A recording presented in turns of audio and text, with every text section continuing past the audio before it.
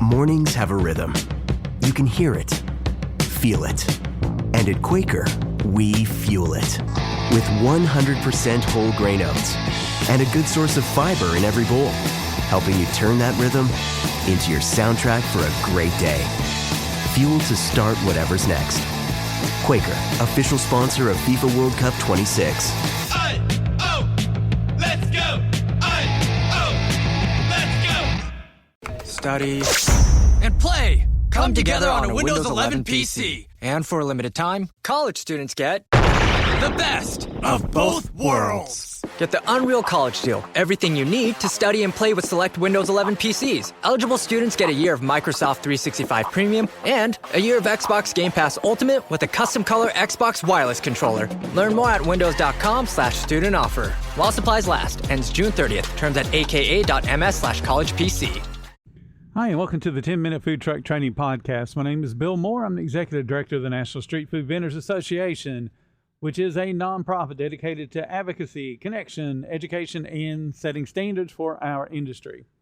Before we get into today's topic, I want to remind you guys I'm going to be in Austin, Texas this year on August 4th and 5th. Going to be a part of the Food Truck Owners Expo where I'll be giving 3 classes. After those classes are done, you can join me out on the main expo floor in my National Street Food Vendors Association booth. You can sit down and talk to us. Tell us all about your dream of owning a food truck or a food trailer or a hot dog cart or a tent. Or you can share your success stories. We love hearing those too. So again, Austin, Texas, August 4th and 5th. As a part of the Food Truck Owners Expo, go to FTOexpo.com. Place the order for the tickets today. When you do, put in the code NSFVA15 for a 15% discount. So today we're going to be talking about something most food truck owners say they want, but most of them don't actually know what to do with it, and that's guest feedback. Now, when I say guest feedback, some owners immediately jump to, oh my God, it's a complaint. They automatically think it's bad reviews. They think about that one person that said the fries were too salty, or the wait was too long, or the price was too high. But that's not the right way to look at feedback. Feedback is not just criticism. Feedback is also information. And information, when you use it correctly, can do something you really want to do, and that's increase your sales. Let me give you an example. You work at a brewery on a Friday night. Sales are decent, but not great. You think the problem was the crowd. Maybe the brewery did not promote the event or you being there on that Friday night enough. Maybe the weather hurt you. Maybe the guests just weren't hungry. But what if that's not the whole story? What if the guests liked the food, but thought the line was too long? What if the guests liked the food, but when they stepped up to the menu, it looked confusing? What if they wanted to order, but they couldn't read the menu from where they were standing? So they just said the heck with it and went back in and drank some more beer. What if 3 people walked away because they couldn't tell where to pick the food up once it was done? What if the food was good, but the line felt longer than expected because nobody communicated to them? You look at the sales report and you go, I ain't going back to that brewery ever again, not worth it. But the guest experience tells a different story. That's why feedback matters. It helps you see what your sales report can't explain all by itself. The first way that feedbacks help you increase sales is by keeping the guests you already earned. They came to your business. They made the decision. They already know you. They already like you. They want to spend money. In a lot of cases, they have spent money. But why aren't you growing? Food truck owners spend a lot of time trying to get new guests. They look for new events, they look for new followers, they look for new catering leads, they look for new breweries to go to, they look for new festivals. Everything is new. Yes, you need new guests. 100% you do. Because there's always a portion of them that are going to pass away and they're not going to eat your food anymore. There's a portion of your guest pool that is going to move away. They're not going to eat your food anymore either. And then there's a portion of your guests that are fickle and they're just going to try the next new thing, especially when you become old news. So all of those guests have to be replaced. So you're always looking for new guests, but the majority of your guest pool knows who you are. They like who you are. They bought from you in the past, but they also expect you to improve over time. I don't want you to forget this one thing. The easiest guest to sell to is the one that's already bought from you and had a good experience. The problem is many guests don't tell you when the experience was just a meh or average or it's okay. If you're married, you know you don't want your spouse to say, I'm fine. You don't want people saying that about your food either. It was fine, because they don't come back. They don't make a scene, so you don't even realize they're not happy. They don't complain. They don't send you a message. They don't post a review. They don't comment anywhere. They just disappear. That's called churn. You have guest churn. That silent guest churn is dangerous because you don't know why it's happening until you realize your sales are going down. Guest feedback helps you catch small problems before they turn into disappointed guests that never come back. Maybe the portions feel inconsistent. Maybe the food is good, but the service is not fast or it's not friendly. Maybe the online schedule is confusing and they just can't figure out where the heck you are on any given day. Maybe people love your products, but they don't know where you're going to be tomorrow when they are hungry at lunch. That's not just feedback. That's not, oh, they're a competitor, that's why they're complaining. That's sales information. The second way that feedback helps you is through guest recovery. If you're in food service long enough, you're going to disappoint somebody. It kills me when someone says, I've been open 3 years and I have nothing but 5-star reviews. Bull crap. You either have a whole bunch of people that hate you and don't say anything to you because they don't feel like you're worth it, so they don't leave any negative review, or you got a whole bunch of friends and family, or you're actively deleting bad reviews. All of those things don't help you. Customers are very smart. When they see nothing but 5-star reviews, especially 100 or 200 or 300 5-star perfect reviews, they know it's fake. They don't believe anything that's written, even though some of it could be real reviews. So you are going to disappoint somebody. This is Bill with his crystal ball. I tell every new food truck owner I deal with, stuff's going to break down. I'm telling you right now, set money aside because stuff is going to break down. Second thing my crystal ball says, no matter how good you are, you're going to disappoint somebody. You're not Jesus. You will not be perfect. So stop acting like you are. I would be concerned if you have 50 reviews and they're all 5-star.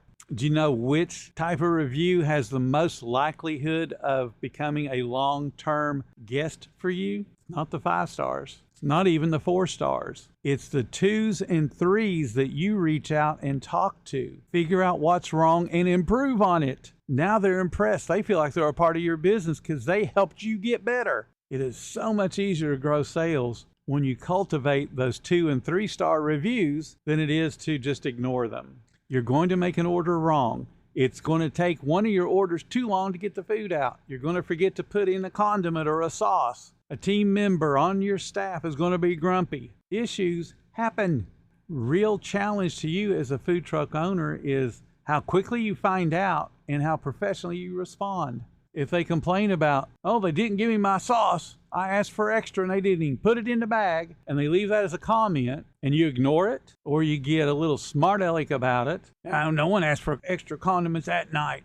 You're lying. Yes, and I have seen people write that. If you wait on enough people, you will not remember all of the, hey, I need extra sauce, hey, I need extra ketchup. You will not. It's impossible. A guest who gives you feedback after a bad experience is giving you an opening, and that opening is for you to cultivate them into a long-term loyal guest. Or you can just ignore them. They're a jerk. They don't know what they're talking about.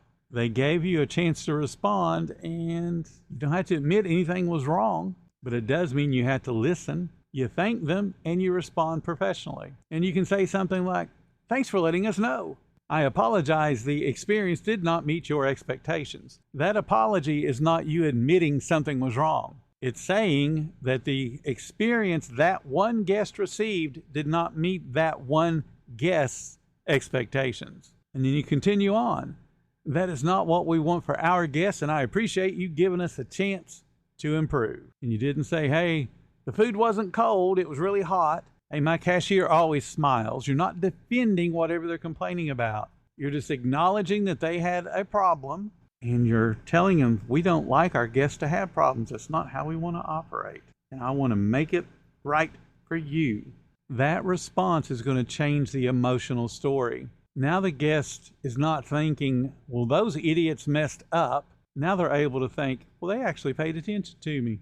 There's another way that feedback increases sales because it's going to help you get more repeat visits. That one-time customer is good. They're one and done. A repeat customer, a repeat guest is better. But remember, a repeat could be twice a month. A regular, someone that you see so often that you know their name, you know their kids' names, and they know yours. That's gold. Regulars follow your schedule. They bring friends. They recommend you. They tag you. They book you. And guess what else they do? They defend you when someone says something bad about your food truck. Regulars are not created by accident, though. They're created by consistent experiences. You don't get to be consistent unless you pay attention to feedback. You are not perfect. Stop thinking that you are. Do people praise the same menu item over and over? Well, guess what? Here's your sign. Market that item more. Do people mention long waits in your comments or verbally or in reviews? Fix the production system. They are asking you, please get better so I'll want to come back. Did people say the food is great, but it's a little pricey? Maybe you have a value presentation problem. I'm not saying reduce the prices. What I'm saying is get people to understand there's more value within that food product than they understand currently. Do people ask the same menu question every single day? That's the signal that your menu board is unclear. Do people say, hey, I couldn't find you? That means that your location posting system, whatever it is, needs help. Every one of those issues is connected to sales. The fourth way feedback's help is online reviews. Your food truck, your food trailer, your tent, your cart is going to live and die by one thing, and that's your reputation. You are not a nationally known brand. You don't have the marketing budget to be McDonald's. So the only thing you have is your reputation. And the reputation is found online. Before a company books you for a lunch, they're probably going to check your reviews. Before that bride's family considers you for a wedding, they're going to check your reviews. Before a neighborhood invites you for a block party, they're going to check your reviews. Before somebody drives across town to try out that new food truck, they're going to check your reviews. So the question is not just, do your guests like you? The question is, can people see what those guests like about you?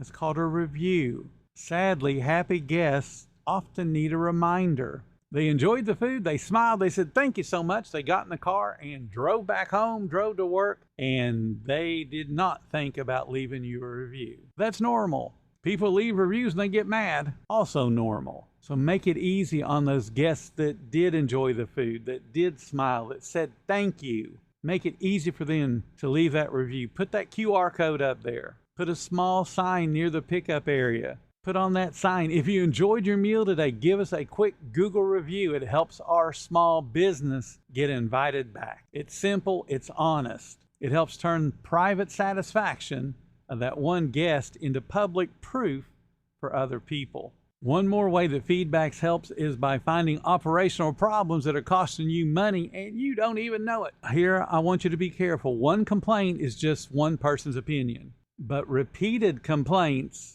are a pattern. If 5 people say the wait is too long, you got a speed problem. Doesn't matter how fast you think you are. If 5 different people say it's too long, there's probably another 30 people that think it but don't say it. If 3 people say the fries are cold, you've got a problem. If multiple guests say, I don't know where to pick the food up, you've got a communication problem. If people keep asking what comes on an item, your menu isn't clear enough. If you ignore those patterns, it shows up later in low sales. Feedback gives you the chance to fix an issue before your P&L statement tells you something's wrong.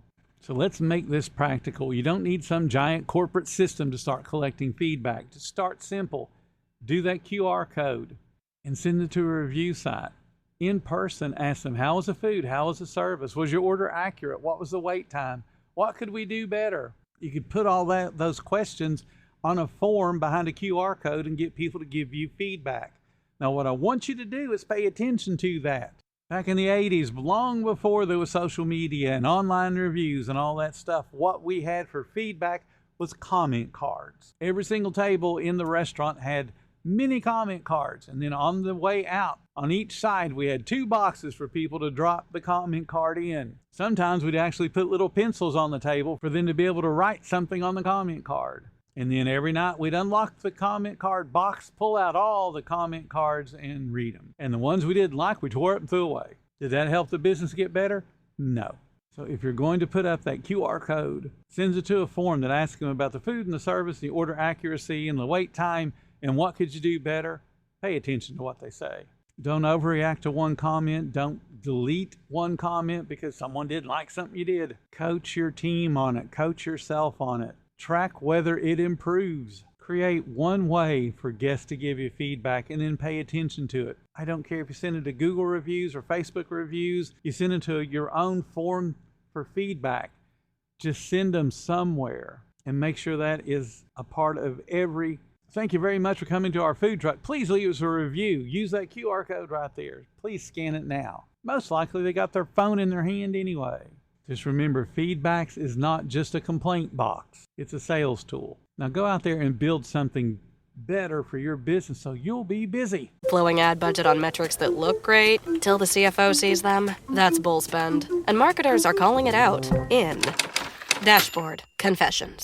I remember telling my boss, it'll be good for the brand, when leads were slow. Yeah, it wasn't. Cut the bull spend. LinkedIn lets you target by company, job title, and more. Advertise on LinkedIn. Spend $250 on your first campaign and get a $250 credit. Go to linkedin.com/campaign. Terms and conditions apply. You have one new message. Translating. Disney and Pixar's Hoppers is now available on Disney+. You could say that again. Critics are calling it Pixar's funniest movie ever and a wildly entertaining ride. Blizzard Potato. It's certified fresh and verified hot. Now we party. This is incredible! Wow, I am clearing the rest of the day. Disney and Pixar's Hoppers, now available on Disney+. Rated PG.